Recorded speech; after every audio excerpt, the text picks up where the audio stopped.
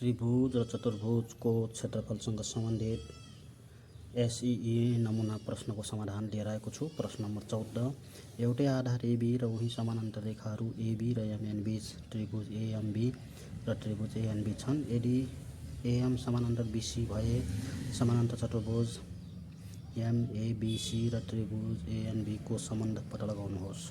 Solve गर्दै जाउँ। ए number सोच समानान्तर चतुर्भुज एमएबीसी बराबर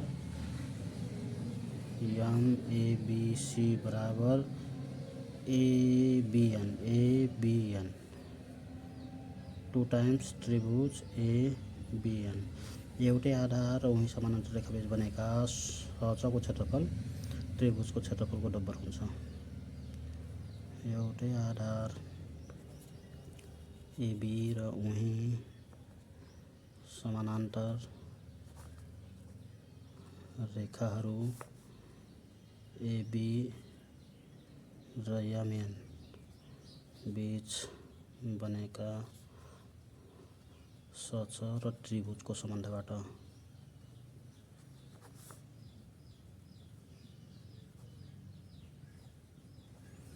बी नम्बर त्रिभुज एएमबी को क्षेत्रफल बराबर त्रिभुज एएनबी को क्षेत्रफल हुन्छ भने प्रमाणित गर्नुहोस्। थाहा दिएको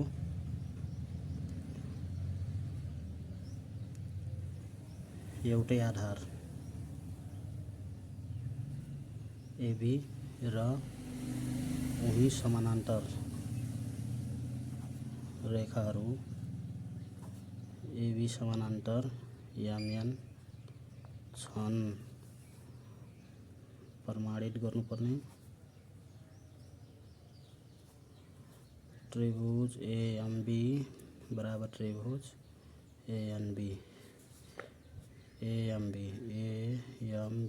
यो त्रिभुज र यो त्रिभुज एएनबी यो त्रिभुज बराबर हुन्छ भने प्रमाणित गर्नुपर्ने प्रमाण क्रम संख्या तथ्यहरू कारणहरू क्रम संख्या 1 मा त्रिभुज एएमबी बराबर हाफ अफ सच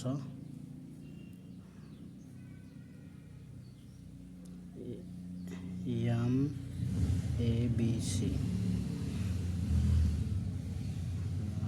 विकर्ण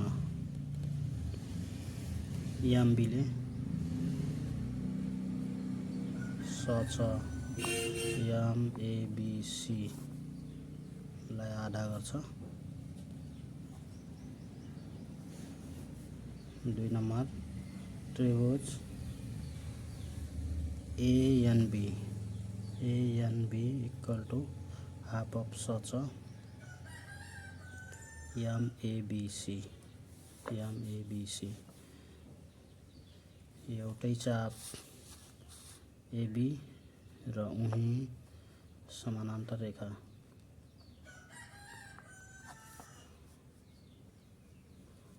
रेखाहरू एबी समानान्तर एमएन बीच बनेका त्रिभुज र सचको सम्बन्धबाट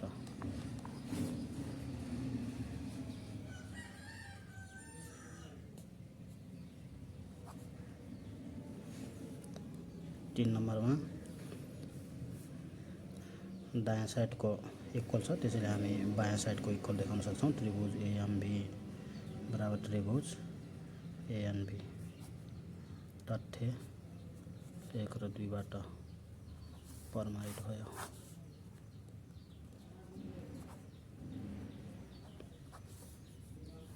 अब अर्को सी नम्बर रहेको छ एओएम बराबर त्रिभुज बीओएन प्रमाणित गर्नुपर्ने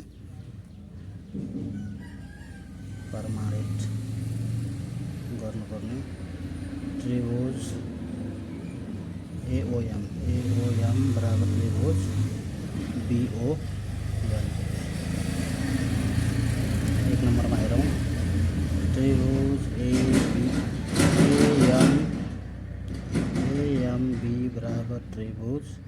एएनबी एएमबी बराबर एएनबी छ, कारण एउटै आधार एबी र उही समानान्तर रेखाहरू एबी र एमएन बीच बनेका त्रिभुजहरूको सम्बन्धबाट।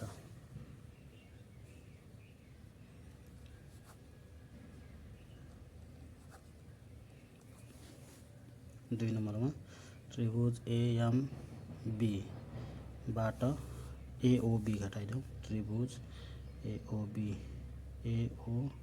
घटाऊ